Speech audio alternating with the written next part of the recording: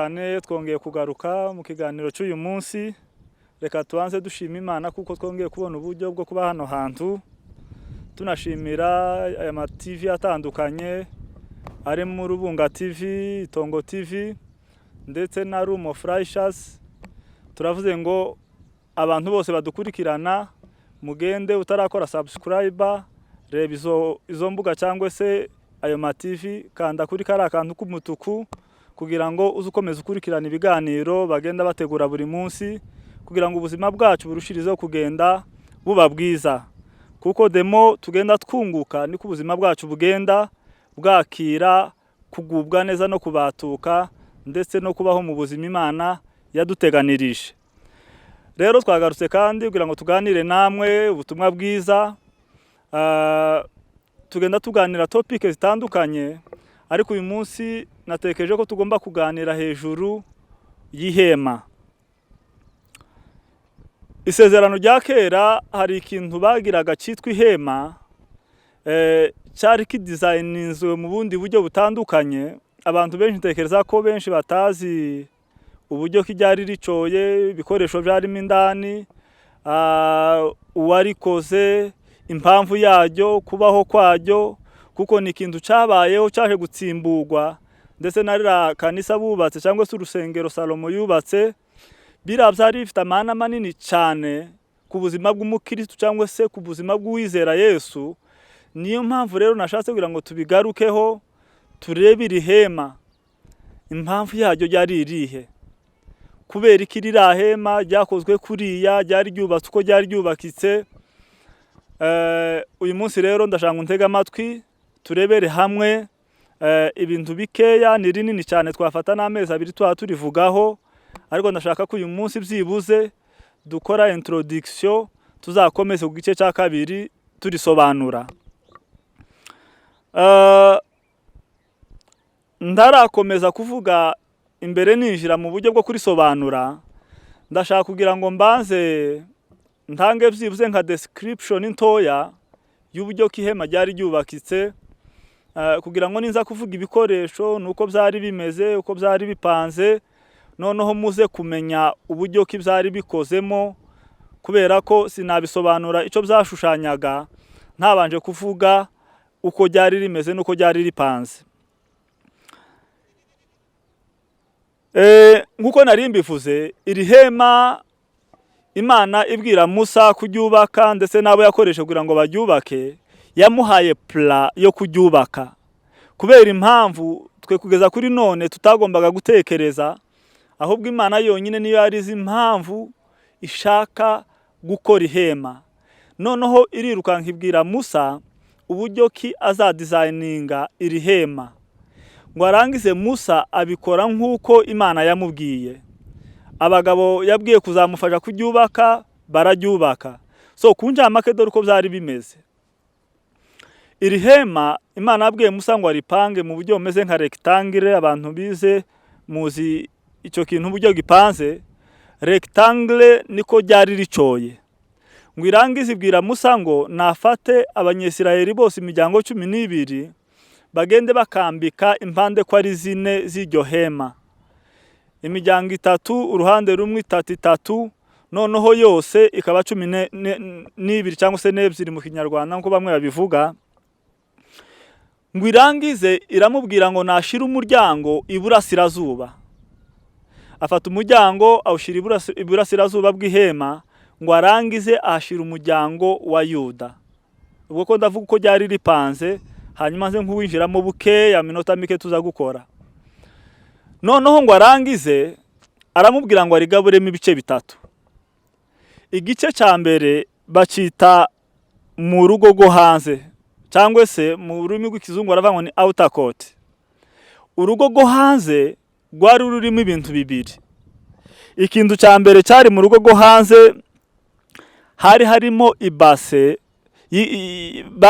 bakarabiragamo, cyangwa se bahita ni igikarabiro, cyari gikozwe mu buryo bw'izahabu.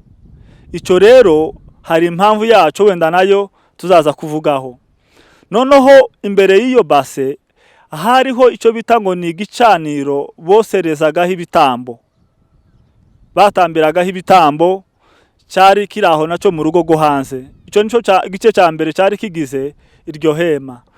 Noneho ukomeje imbere ukinjira mu gice cya kabiri, aricyo bitaga ngo nahera cyangwa se the holy place. Aho hera rero hari harimo ibintu bitatu. Ikintu cya mbere hariho igitereko cy'amatabaza, lampstand mu ruhande rumwe. Opposite y'igitereko cy'amatabaza hariho imeza yari iteretseho imitsima, the table of showbread. Imeza baterekagaho imigati cyangwa se imitsima, hari ukuntu byari bipanze. Noneho imbere hakabaho igicaniro cy'umubavu humura neza. Ibyo bintu bitatu nibyo byari bigize ahera hisezerano, nako hihema ryari rasezerano. Igitereko kitabaza, imeza n'igicaniro cy'imibavu ihumura neza. Noneho igice cya gatatu rero bakita ngo nahera hahera, mu cyongereza aricyo bita ngo ni the most holy place cyangwa se the holiest place cyangwa se the holy of holies. Ahera hahera rero hari harimo ikintu kimwe, hari hariho isanduku gisezerano. Iryo sanduku gisezerano rero ryari ririmo ibintu bitatu indani. Ijambo rya mbere hari harimo bira bisate byari biriho amategeko 10, hariho inkoni ya Aroni, ndetse hakabaho n'agakono kantu karimo manu. Ibyo bintu bitatu nibyo byari hagati mu isanduku y'isezerano indani. Noneho hejuru y'isanduku hari intebe y'imbabazi yari ishushanijeho abakerubi babiri barebanaho amababa yabo. Muri make nari nshatse nko gukora description ntoya y'iri hema. Ibice ni bitatu. Icya mbere ni mu rugo rwo hanze, icya kabiri nahera, icya gatatu nahera cyane. Kandi ibyo bice byose byari bigiye bigira ibintu Imana yabwiye Musa ngo nashiremo, byari bifite ubusobanuro tuzaza kurebera hamwe wenda buri kimwe cyose icyo cyashushanyaga. Ku bantu batari bazi rero ayo makuru y'iryo hema, ihema nuko ryari ryubakitse mu buryo bw'ibikoresho bigaragara, nuko byari bimeze. Ibikoresho by'indani rero bagiye babibaza mu biti byihariye by'ubwoko bukomeye, ariko kandi bakagenda babisigaho izahabu zitandukanye zayaga cyane, byari ibintu bigaragara bihenze cyane by'agaciro. Ibyo nabyo hari ikintu byasobanuraga kinini cyane. Rero reka ngaruke muri uyu murongo, turaza kureba ibyanditswe tugenda twifashisha kugira ngo bize kudufasha kumva iki kintu. Iri hema rero nk'uko nari mbivuze hejuru, Bibiliya Imana Yesu Kristo yari ubwiru bukomeye, yabaye igihe kirekire ubwiru bukomeye Imana yabuhishe kuva iremwa ry'isi. Noneho Imana igenda imuhishura mu buryo bumwe butandukanye, mu shusho, mu bimenyetso, mu mahanuzi, kuva igihe cyo mu ngobyi ya Edeni. Noneho bishitse igihe cya Musa, Imana nibwo yakoze igishushanyo cya Yesu Kristo ibicishije mu ihema. Ndashaka ngo tubirebere hamwe. Noneho iri hema ryose n'ibirigize indani, n'uburyo kijyari riconze, n'ibikoresho byose n'ibyo bakoresheje kurikora, byose byashushanyaga Yesu Kristo. Byose byari inshusho y'agakiza. Byose byavugaga gucungurwa k'umwana w'umuntu. Bwari ubuhanuzi bukomeye Imana yari ikoze bw'agakiza kacu, ariko abantu ntibagombaga kubyumva no kubisobanukirwa kubera ko ntibari bazi ikibyihishe indani. Mwuka wera yari ataraza kugira ngo duhishurire ibi bintu. Noneho reka mpera aha hantu. Iri hema ryabaye designed n'Imana ubwayo yonyine. Nta mwana w'umuntu wigeze agira igitekerezo cy'ihema. Nuvuga ngo cyabaye igitekerezo cy'Imana kubw'impamvu zimwe n'izindi.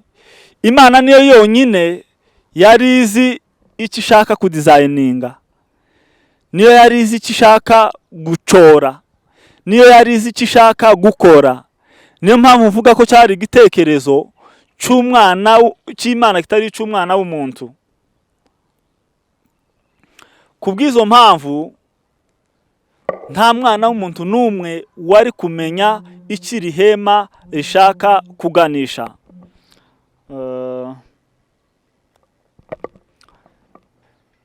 Noneho rero Imana ibishyira mu mugambi wayo kuva kera biza gusohora. Ibi bintu byari bishatse gusobanura iki? Imana niyo yari ifite muri yo ubwayo pica y'agakiza, niyo yari izi uko kagomba kumera n'ibizaba bikagize, ibizakabanziriza kugira ngo kaboneke kuzuye, niyo yari ibizi.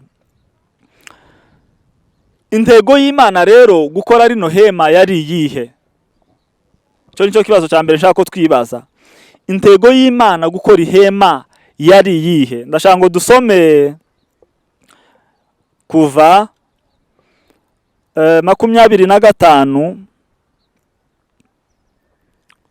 dusome ku 8. Igitabo cyo kuva 25 umurongo no wa 8. Bibiliya iravuga ngo kandi bandemera ubuturo bwera nture hagati muri bo. Bandemera ubuturo bwera nture hagati muri bo.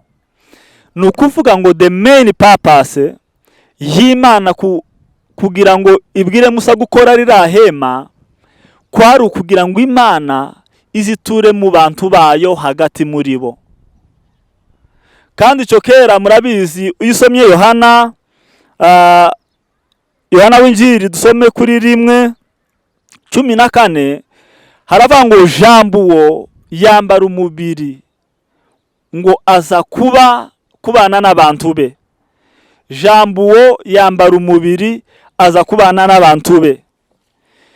Iyo usomye muri Matayo nawe yabivuze neza, Matayo abyandika aravuga ngo azitwa Emmanuel, bisobanura ngo Matayo 1:23 aravuga ngo they shall call him Emmanuel, ngo bisobanurwaga ngo God with us, Imana iri kumwe natwe. Ni ukuvuga ngo uhereye mu mugambi wayo icyatumye itangira ihema, Imana yashakaga kuba hagati mu bantu bayo, Imana yashakaga kubana n'abantu, Imana yashakaga kuba mu bantu. Niyo yari main purpose. Aravuga ngo bankorera ubuturo kugira ngo mbe hagati y'ubwoko bwanje. Iyo ni point number 1. Iyo niyo yari intego nyayo nyamukuru y'Imana kugira ngo ikore iri hema, kwari ukugira ngo izibe hagati mu bantu bayo.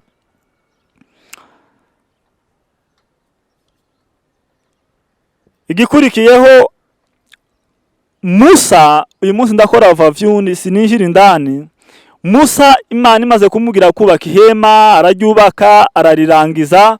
Noneho amaze kurirangiza ndifashisha iki cyanditswe kugira ngo tujuru ni ukuva 40:33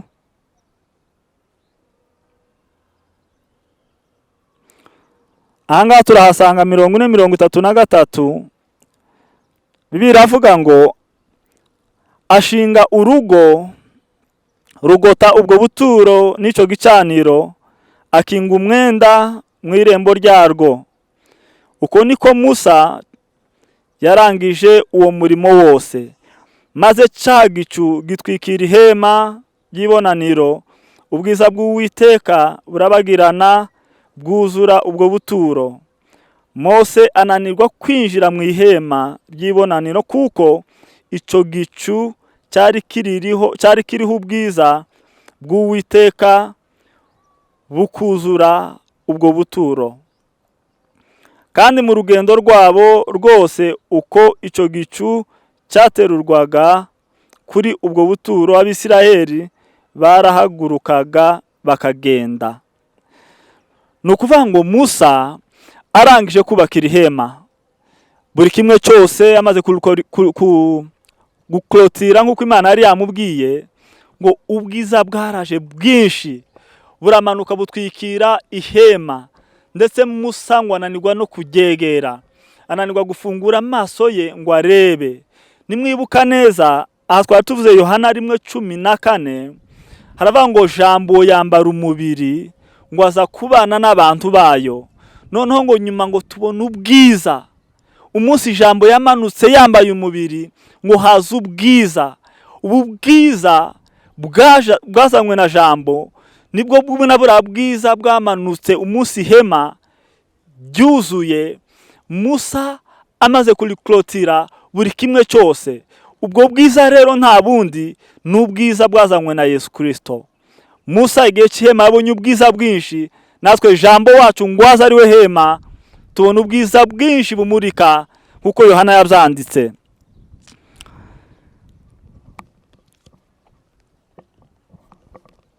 Kuko Yohana yabyanditse arabishushanya ahishura icyo kintu. Noneho design y'uburyo kiriya hema ryari rikoze ndaba nkuvugaho buke gusa umwanya mutoya. Kuri ibi bikoresho byose byarimo indani, ibikoresho byarimo indani byose bagiye babitengeneza mu bwoko bw'ibiti, wenda ntabasha kuvuga ni Imana yagiye ibidesigninga mu buryo cyagiye bitegura yonyine ngo irangize ibabwira kugenda bashiraho izahabu zirabagirana cyane. Noneho iki kintu cyari kirimo inshusho imeze gutya. Ibi bintu byose byari ibiti bishagijweho hejuru, ibintu by'izahabu. Ibi biti rero byasobanuraga twebwe ukuntu abari muri Yesu Kristo ari abantu b'agaciro gakomeye cyane. Nubwo tuboneka kuri none twambaye iyi mibiri ipfa, imibiri irwaragurika, imibiri yuzuye intege nke, imibiri imeze uko imeze, ariko kandi abari muri Yesu Kristo bahomyeho izahabu zirabagirana cyane, mu buryo Imana ibareba ibabona ko ari ab'agaciro kenshi cyane, agaciro gahebuje cyane. Tuboneka turi ubutunzi bukomeye imbere y'Imana, turabagirana, twambaye gukiranuka kwayo n'ubwiza bw'umwana wayo. Haleluya. Ngo byabonekaga ari ibintu birabagirana cyane, ariko indani byari ibiti. Abari muri Yesu Kristo rero, kuko Paulo yabivuze, abo ngabo baba bahindutse gukiranuka kw'Imana. Imana yabareba ikababonaho bwa bwiza no kwakurabagirana k'umwana wayo. Noneho kiyamvuga kuri iri hema hanze, Imana ibwira Musa gukora iri hema, yarambwiye ngo nashira umuryango iburasirazuba. Ngo irangize iramubwira ngo fata umuryango wa Yuda uwushire ku muryango. Yani muri iyi miryango itatu bagendaga bapanga, umuryango wa Yuda niwe berekeje iburasirazuba. Ibi byasobanuraga iki? Ibi byasobanuraga ko agakiza cyangwa se umukiza cyangwa se gucungurwa kwacu kuzaturuka mu muryango wa Yuda, kuko byari byarahanuwe kuva kera ko umukiza wacu azakomoka mu rubyaro rwa Dawidi. Iyo ukurikiranye ibisekuruza rero usanga byaragiye bizamuka bikarangirira kwa Yuda, umanukana Yuda ukagera kuri Dawidi, ukamanuka ukagera kuri Yosefu nyina ise wa Yesu. Noneho Imana ibwira Musa ati umuryango muzawushire iburasirazuba, nimurangiza mufate umuryango wa Yuda muwushire iburasirazuba. Byasobanuraga iki? Byasobanuraga ko umuryango w'agakiza k'abatuye isi uzakomoka mu muryango wa Yuda, kuko ariho umwana w'intama w'Imana yakomose, intare yo mu muryango wa Yuda nk'uko Bibiri bivuga. Yesu Kristo yakomotse mu muryango wa Yuda, niho agakiza kacu kagombaga kuzava. Noneho winjiye ku muryango, muri uwo muryango nari mvuze, wagombaga kuhasanga igicaniro boserezagaho ibitambo, cyangwa se igicaniro batambiragaho ibitambo. Iki gicaniro rero ni ishusho nini ikomeye y'imibabaro ya Yesu Kristo, gukubitwa kwe, kubambwa kwe, gupfa kwe, imibabaro yose yagize, amaraso ye yamenye, biriya byose byamubayeho, ni Imana yabishushanyaga muri iki gicaniro. Muri iki gicaniro batambiragaho iyi nyamaswa. Ni ukuvuga ngo ikintu cya mbere gihari, bagombaga kuzana igitambo. Icyo gitambo gifite uburyo kibagisuzumaga bitewe n'amategeko Imana yari yarahaye abatambyi mu murimo bakoraga. Iki gitambo bagomba kugisuzuma hagati y'iminsi 3 n'iminsi 4 kugira ngo barebe ko cyujuje ubuziranenge. Barangiza gusanga igitambo ari ikiziranenge, noneho abatambyi bakakizana, sinshatse gukora detail byakogwaga, bakakizana bakakibaga. Barangiza kukibaga, imihango yose bayikoreraga kuri iki gicaniro. Bitewe n'amategeko bari barahawe, hari ukuntu bafataga inyama zimwe bakazotsaho, hari izindi bafata zo kuja ivyo mu nda bashaga guta hanze kure, amaraso hari ukuntu bayagenzaga. Noneho byose hari icyo byashushanyaga. Tuzagenda tuvuga buri kimwe ku kindi, kuko ni ibintu buri kimwe cyose gifite ubusobanuro bwaco buhagije. So uyu munsi ko ndavuga ku ncamake. Noneho umutambyi yarazaga agakora mu maraso, yarangiza agasiga ku mahembe 4 yaragize ico gicaniro. Ico gicaniro cyari kigizwe n'amahembe 4, ntabwo nabyinjiyemo ngo mbivuge. Ayo mahembe ko ari 4 yari yerekeye impande zine zose ko ari zisi: iburasirazuba, iburengerazuba, kasikasi n'ikusi, niko cyari gicoye.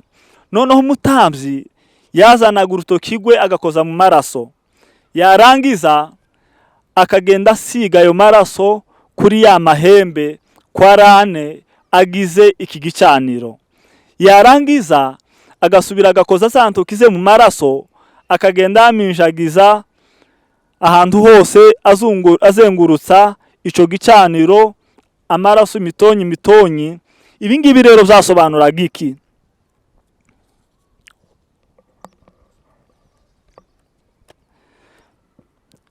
Iyo dusoma Yohana wa mbere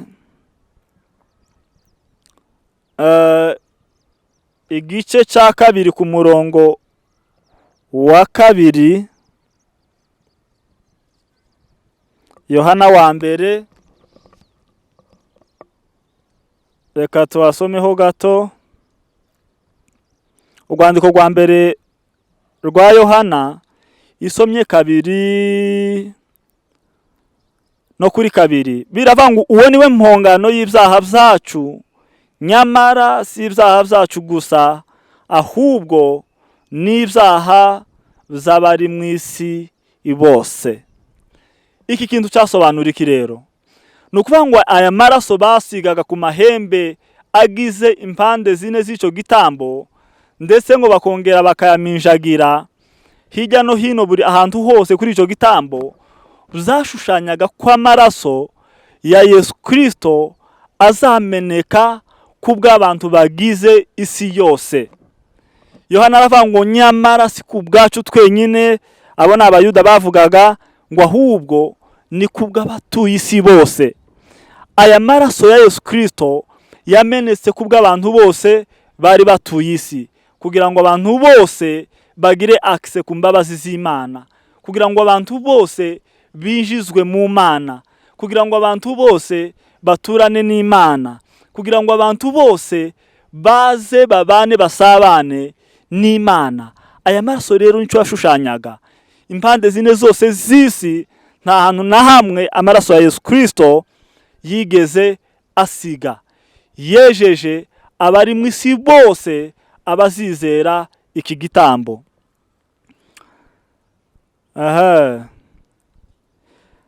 Noneho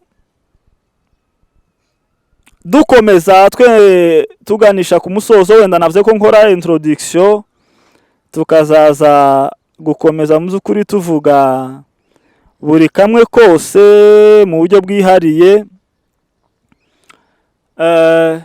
Tujuru turabona winjiye ahindani nkuko nari mbivuze, hari ico gicaniro naco mvuze wenda kubukeya cyangwa se kubugufi. Noneho hakabaho n'igikarabiro, bagombaga kubanza gushika bagakaraba batambye imbere yuko bakora umurimo.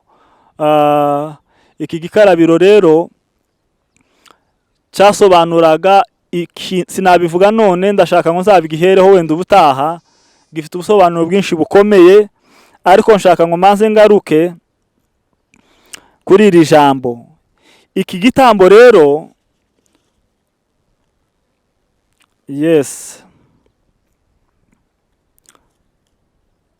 iki gitambo batambaga cyari kiri mu buryo bubiri. Imana yari yarababwiye kuzana igitambo bazaza batambira hanga kuri iki gicaniro twavuze. Abana b'ihene bagombaga kuba babiri, umwana umwe agatambwa, amaraso yakameneka, agakora imihango yose y'agakiza cyangwa se yo kubabarirwa k'umunyabyaha. Noneho undi mwana w'ihene nawe bagombaga kumwohera mu butayu. Hari umuntu wamwiteguriraga akamujana akamuta kure cyane, aho atazongera kubaho ngo aboneke aseruke bamubone. Ibi navyo tujuru byari igishushanyo kinini cy'ukuntu umwana w'umuntu azabambwa, yarangiza agata kure cyane ibyaha byacu, aho bitazongera kandi kuboneka. Murabizi Zaburi yaravyanditse Dawidi, aravuga ngo nkuko iburasirazuba hitaruye iburengerazuba, aravuga ngo ni Uwiteka ataye kure cyane ibyaha byacu. Yani yarabifashe abita ahantu tutazongera guhura nabyo, abita ahantu bitazongera kuboneka ngo Imana ibibone ibitubareho. Yaranavyanditse kandi hari Amaheburayo, umwanditsi w'Abaheburayo aravuga ngo ibyaha byabo no gukiranirwa kwabo sinzabyibuka ukundi. Yani nabitaye mu nyanja ya kure cyane, aho ntazongera kubyibagirwa. Uyu mwana w'ihene rero iki nicyo ashushanyaga. Baramwohera cyane ahantu atazongera gusubira kuboneka no kubaho, ahantu hatari ubuzima, mu zuba gusa no mu nzara, yagombaga kuzapfira iyo. Byashushanya ukundi umwana w'umuntu n'ubundi azabambwa, akagirirwa nabi, agatabwa ku karubanda, akajanwa hitaruye igorigota, bakamubamba, yarangiza agafata ibyaha byacu akabita kure cyane natwe, kugira ngo Imana yo mu ijuru isabane natwe nk'abana babaziranenge, batariho umugayo cyangwa ikindi kintu icyo ari cyo cyose cyatuma tugawa imbere yayo. Imana rero yubakira ihema yagiye iri designinga mu buryo bwinshi butandukanye. Urabona hari ikintu Imana yagiye ikora guhera kuri iyi nkuge y'igihe cya Nowa. Yarambwiye tunuja kuyikora, yikoremo stairs zitatu, hasi, hagati no hejuru. Noneho ngo bigere kandi igihe cya Nowa, iramubwira ati ihema rikoremo ibice bitatu, mu rugo rwo hanze, ahera n'ahera cyane. Tujuru ibi byose byari inshusho y'agakiza. Ibi byashushanyaga uburyo gucungurwa kwacu kuzakeneramo ibintu bitatu. Reka wenda nsohoreza aha, ariho tuzahera dukomeza ubutaha. Nuvuga ngo Imana ibwira Musa ngo gira ibice bitatu. Ibi byasobanuraga iki? Ibi byasobanuraga ko agakiza kacu kagomba kuzabaho ari uko habayeho umwuzuro w'ubutatu bw'Imana. Yani hagombaga kubaho Imana, hakabaho Imana umwana, hakabaho n'Imana umwuka wera. Yani Imana yicaye igatekereza agakiza, hakabaho n'Imana yaje ikaba umuntu, noneho hakabaho n'Imana yaje mu shusho y'umwuka wera kugira ngo atwumvise. Ibi byose byafatiwe umwuzuro wo kubabarirwa cyangwa se wo kugira ngo akiranuke. Reka mbivuge gutya, byaheraga ku gicaniro cyangwa se ku gicaniro batambiragaho ibitambo, bigakomereza ku gikarabiro, bikinjira hera, bikaza kurangirira ahera hahera, aho umutambyi mukuru yagombaga kurangiriza misiyo. Noneho nyuma y'ahera hahera, umutambyi mukuru yagaruka, umunyabyaha akabona kuba declared cyangwa se bakamutangaza ko abaye umukiranutsi, ko amaraso yagiye kumutambirwa hera hahera, yemewe imbere y'Imana, Imana ikaba itakimubaraho icyaha yakoze. Bityo natwe Imana mu ijuru yaradutekereje ngo irangize ituma Yesu akora gahunda ze zose, arapfa, arababazwa, amena amaraso ngo arangize arazuka. Noneho mu kuzuka kwe twakira gutsindishirizwa, twakira kubabarirwa byabereye ku musaraba. Mu kuzuka twakira agakiza, twakira gutsindishirizwa, twakira ubuzima. Noneho ngo azamuke asubijwe ubwiza yahoranye mu ijuru, natwe noneho tuzamukana nawe, tuja kuba glorified hamwe nawe iburyo bwa Se. Rero mu bugufi cyangwa se ku ncamake, yari plan y'Imana kugira ngo iri hema ribeho. Wari umugambi w'Imana kugira ngo azabane n'abantu. Wari umugambi w'Imana kugira ngo azabe mu bantu. Wari umugambi w'Imana kugira ngo abantu bazabeho ari abere binyuze mu gitambo cy'umwana wayo. Wari umugambi w'Imana kugira ngo agakiza kazabonegwe mu gitambo, bitanyuze mu buzima cyangwa se bidaciye mu wakoze icyaha. Wari umugambi w'Imana kugira ngo gukiranuka kwacu kuzabonegwe mu maraso ya Yesu Kristo. Wari umugambi w'Imana kutubyara binyuze mu mwana wayo Yesu Kristo. Wari umugambi w'Imana kuva kera ko kwera kwacu kuzashingira ku maraso ya Yesu Kristo. Wari umugambi w'Imana ko agakiza kose muri rusange kazaba kuzuye ari uko Imana umwana yabayeho, n'Imana Data, n'Imana Mwuka Wera, kugira ngo ubuzima bwacu butunganywe bwose kandi buboneye imbere y'Imana. Mbashimiye rero, tuzakomerezaho abadukurikira ku Rubunga TV, Room of Righteous ndetse no ku Itongo TV. Uwagira ikibazo icyo ari cyo cyose yabaza wacandika muri comment. Turatangiye just tuzakomeza, yari introduction ntoya, tugende tuvuga buri gikoresho cyose n'uburyo cyagiye gikora nicyo cyashushanyaga. Byose muzakomeza munezerwe, byavugaga Yesu Kristo n'agakiza cyangwa se gucungurwa kwacu. Imana ibahe umugisha, murakoze cyane.